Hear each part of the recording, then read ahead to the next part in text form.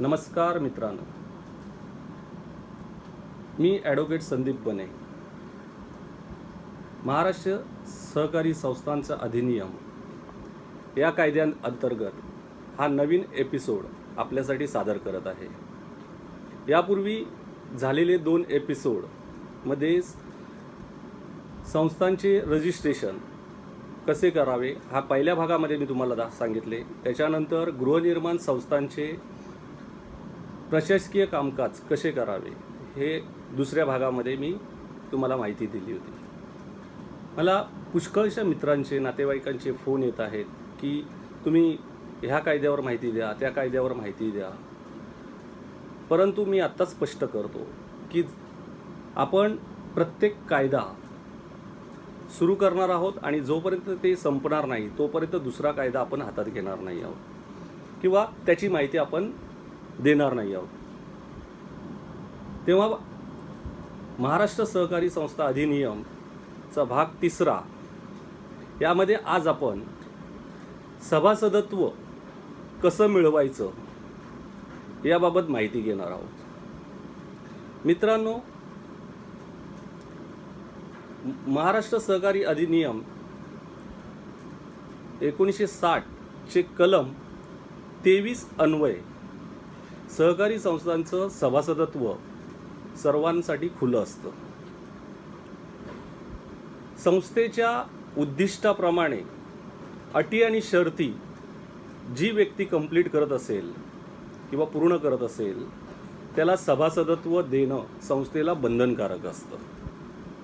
वेगवेगळ्या ज्या संस्था, सहकारी संस्था ज्या नोंदणी होतात त्यांचे वेगवेगळे उद्देश असतात. उदाहरणार्थ शेतकरी संस्था, मजूर संस्था किंवा कोऑपरेटिव्ह बँका, पतपेढ्या, तर त्याप्रमाणे त्यांच्या सभासदत्वाचे अटी आणि शर्ती ज्या व्यक्ती पूर्ण करतात त्यांना सभासदत्व दिले जाते. परंतु गृहनिर्माण संस्था याच्यामध्ये तुम्हाला सभासदत्व घेण्यासाठी त्या पर्टिक्युलर इमारतीमध्ये तुमची सदनिका किंवा शॉप असणं बंधनकारक असतं आणि तिथूनच बरेचसे क्लॅशेस तयार होतात. आता ज्या वेळेला संस्था नोंदणी होते त्यावेळेला संस्था नोंदणीच्या अटीप्रमाणे पूर्वी 60% होते, आता 51% लोक जर सभासद झाले तर त्या संस्थेची नोंदणी होते. मग उर्वरित 49% लोकांनी काय करायचं, तर त्यांनी विहित नमुन्यात संस्थेकडे सभासदत्वासाठी अर्ज करायचा. त्यानंतर त्याची भागभांडवलाची फी आणि प्रवेश फी संस्थेला द्यायची आणि तुम्ही जी सदनिका खरेदी केलेली आहे त्याची certify copy, agreement for sale किंवा परचेस ॲग्रीमेंटची तुम्ही सर्टिफाय कॉपी संस्थेला द्यायची. संस्था त्यावर तुम्हाला 90 दिवसामध्ये सभासदत्व देईल किंवा तुमचं सभासदत्व का देण्यात येत नाही याबाबतचं कारण सांगून तुमचा अर्ज रद्दबातल करेल. अशा प्रकारे जर संस्थेने कारवाई केली तर त्यावर तुम्हाला दाद मागण्याचा अधिकार माननीय निबंधक म्हणजेच रजिस्ट्रार कोऑपरेटिव्ह सोसायटी यांच्याकडे आहे.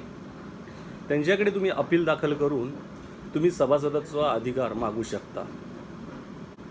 परंतु तुम्हाला सभासदत्व दिलं, मग ते सभासदत्व तुमचं कधी बंद होतं? ज्या वेळेला तुम्ही सभासदत्वाचा राजीनामा द्याल त्यावेळेला किंवा ज्या वेळेला तुमचं डेथ होईल किंवा तुम्ही अनसाऊंड व्हाल किंवा इन्सॉल्वंट व्हाल त्यावेळेला तुमचं ते सभासदत्व बंद होतं. परंतु तुमचे जे असणारे शेअर्स ते कसे ट्रान्सफर होणार? तुमचे जे असणारे जे काही शेअर्स असतात ते कलम 30 अन्वये हस्तांतरित करण्याची पद्धत आहे. त्यामध्ये तुम्हाला तुम्ही तुमच्या सभासदत्वाचा राजीनामा दिलेला असलेले पत्र आणि नवीन ज्या सभासदाच्या नावे हस्तांतर करू इच्छित आहे त्याचा अर्ज रेकॉर्डवर येणं आणि संस्थेला सबमिट करणं क्रमप्राप्त आहे. त्यानंतर मगाशीच मी जी सांगितली की सभासदत्व कसं दिलं जातं ती प्रोसिजर संस्था फॉलो करते आणि त्याप्रमाणे तुम्हाला ते सभासदत्व मिळतं. आता सभासदत्व देण्यासाठी कोण कोण लोक लायक आहेत किंवा कोण पात्र आहेत, तर पहिला म्हणजे व्यक्ती, इंडिव्हिज्युअल, जी कॉन्ट्रॅक्ट ॲक्टप्रमाणे कॉन्ट्रॅक्ट करू शकते. त्यानंतर एखादी फर्म, कंपनी, एखादी कॉर्पोरेट बॉडी जी कोणत्याही कायद्यान्वये अस्तित्वात आलेली आहे, किंवा सोसायटी रजिस्ट्रेशन ॲक्ट 1860 अन्वये एखादी संस्था अस्तित्वात आलेली आहे. सोसायटी जी रजिस्टर्ड होणार आहे किंवा रजिस्टर झालेली आहे अशी संस्था. त्यानंतर संस्था सेंट्रल गव्हर्नमेंट आणि राज्य सरकार यांच्या काही संस्था असतील तर त्या देखील तुमच्या सभासद होऊ शकतात. लोकल ऑथॉरिटी म्हणजे जसंच BMC किंवा नगर परिषद, त्यांचा जर तुमच्या बिल्डिंगमध्ये प्रिमायसेस असेल तर ते देखील सभासद होऊ शकतात. पब्लिक ट्रस्ट खाली नोंदणी झालेली संस्था, त्यांचा जर तुमच्या इमारतीमध्ये सदनिका असेल तर तेही तुम्ही सभासद करू शकता.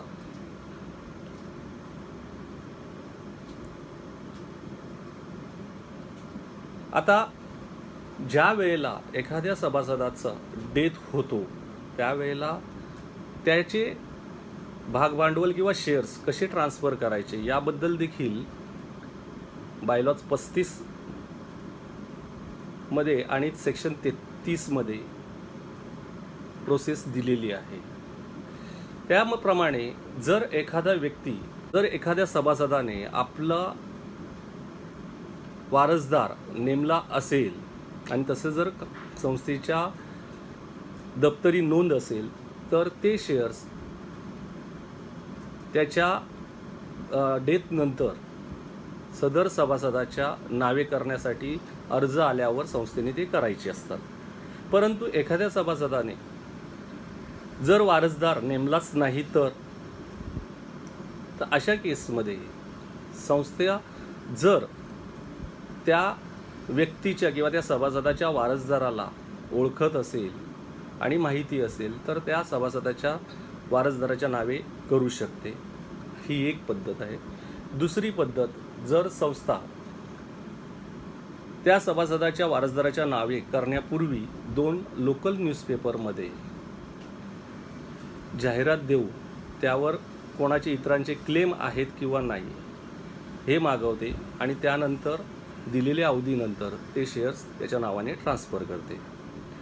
आणि याही नंतर जर संस्थेला वारसदाराची माहिती नसेल तर अशा वेळेला संस्था त्याच्याकडे वारस दाखला किंवा सक्सेशन सर्टिफिकेट किंवा लेटर ऑफ ॲडमिनिस्ट्रेशन मागून कोर्टाकडून तो वारस दाखला मिळवा असं सांगून त्या वारस दाखल्याच्या आधारे सदर हस्तांतरण होऊ शकते. आता सभासदत्वाचे प्रकार. सभासदत्वाचे कोऑपरेटिव्ह संस्थेमध्ये 3 प्रकार आहेत प्रामुख्याने. एक सर्वसाधारण सभासद, दुसरा नॉमिनल सभासद आणि तिसरा असोसिएट सभासद. सर्वसाधारण सभासद जे आता मी तुम्हाला सांगितलं ते सर्वसाधारण सभासदाबाबतची माहिती होती. असोसिएट सभासद म्हणजेच सहकारी कायद्यामध्ये एक ही तरतूद करण्यात आलेली आहे की गृहनिर्माण संस्थांमध्ये किंवा इतर संस्थांमध्ये काही लोक अशिक्षित असतात. मग त्यांच्या वतीने त्यांना प्रशासकीय कामकाज समजत नाही म्हणून त्यांच्या वतीने त्यांचे अपॉइंट केलेले किंवा त्यांनी नेमलेले सभासद ती प्रशासकीय कामकाजात सहभाग घेऊ शकतात. म्हणून असोसिएट मेंबरची ही तरतूद केलेली आहे. नॉमिनल सभासद म्हणजे फक्त त्यांना कुठलेही अधिकार नसतात, काही अधिकार नसतात त्याच्यात, फक्त ते नॉमिनल मेंबर्स असतात.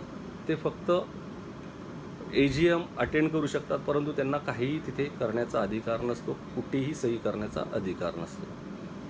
त्यामुळे हे जे मेंबर्स आहेत हे साधारणपणे लिव्ह अँड लायसनवर असणारे भाडोत्री हे नॉमिनल मेंबर्समध्ये दिलं जातं. तर अशा प्रकारे या सभासदांचे प्रकार आणि सभासदत्व कसं मिळवायचं याबाबत मी या भागामध्ये तुम्हाला माहिती दिलेली आहे. तुम्हाला ही माहिती कशी वाटली ही मला नक्की कळवा. तुमचे अभिप्राय कॉमेंट्स बॉक्समध्ये टाका. तुम्हाला हा जर व्हिडिओ आवडला असेल तर शेअर करा, लाईक करा आणि तुम्ही तुमच्या मित्रपरिवाराला देखील पाठवा.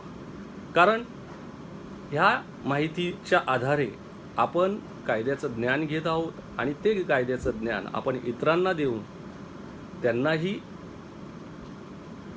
त्यांनाही या भारताचा नागरिक आणि अधिकाराविषयी माहिती असावी म्हणून जास्तीत जास्त लोकांना शेअर करा. पुन्हा भेटूया पुढील सोमवारी नवीन एपिसोडमध्ये. नमस्कार.